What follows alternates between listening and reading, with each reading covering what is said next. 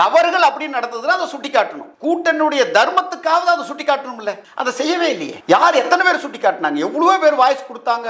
சாத்தான் குலத்துக்கு அத்தனை பேர் எந்திரிச்சு ஒடியாந்து பயங்கரமா வாய்ஸ் கொடுத்தாங்களே. பட் இதுல நீங்க நான் சொல்ல தேவையில்ல, மீடியா பீப்புளுக்கு எல்லாத்துக்குமே தெரியும் எத்தனை பேர் இதுல வாய்ஸ் கொடுத்தாங்க.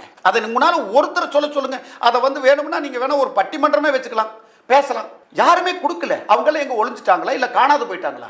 That is most important. அதான் பாலிடிக்ஸ் இல்லையா? பாலிடிக்ஸ்ங்கிறது இப்படி எல்லாம் ஏமாத்துன்னு இந்த மாதிரி பொய்யான விளம்பரம், நான் சொந்தக்காரனுக்கு செய்ய மாட்டேன், இல்லை நான் கூட்டணியில் இருக்கிறதுங்கிறது பாலிடிக்ஸ்ல. பாலிடிக்ஸ்ங்கிறது பொதுவாக சொல்ல போனோம்னா ஒரு சர்வீஸ். அரசியல் அப்படிங்கிறது உடனே எல்லாருமே ஒரு சாக்கடை மாதிரி நம்ம நினைச்சுக்க கூடாது. அரசியல் கண்டிப்பாக தேவை.